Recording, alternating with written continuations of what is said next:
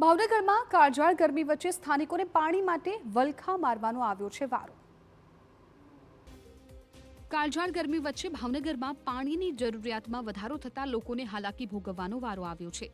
મહત્વનું છે કે ઉનાળામાં પાણીની જરૂરિયાત 200 mld કરતાં વધી જાય છે, ત્યારે મહી પરિયેજમાંથી 70 થી વધારે mld, શેત્રુંજીમાંથી 80, બોર તળાવમાંથી 50 અને ખોડિયારમાંથી 3 mld પાણી લેવામાં આવી રહ્યું છે। પરંતુ સ્થાનિકોનું કહેવું છે કે પાણી ગંદુ અને દુર્ગંધવાળું આવી રહ્યું હોવાને કારણે તેનો ઉપયોગ થઈ શકતો નથી।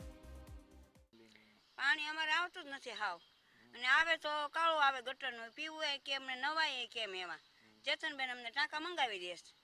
કોટરમાં બધી બાયું આવે કાયમ જેતનબેનના ઘરે, તો કાંઈ પાણી વગર હાલે? અત્યારે ઉનાળો છે।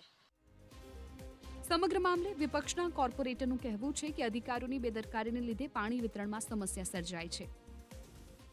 ભાવનગર મહાનગરપાલિકાની બેદરકારી અને હું તો એમ કહું છું અધિકારી અને પદાધિકારીની મિલીભગતના કારણે ક્યાંક ને ક્યાંક ભાવનગરની મહાનગરપાલિકાની જનતાને ભોગવવું પડી રહ્યું છે।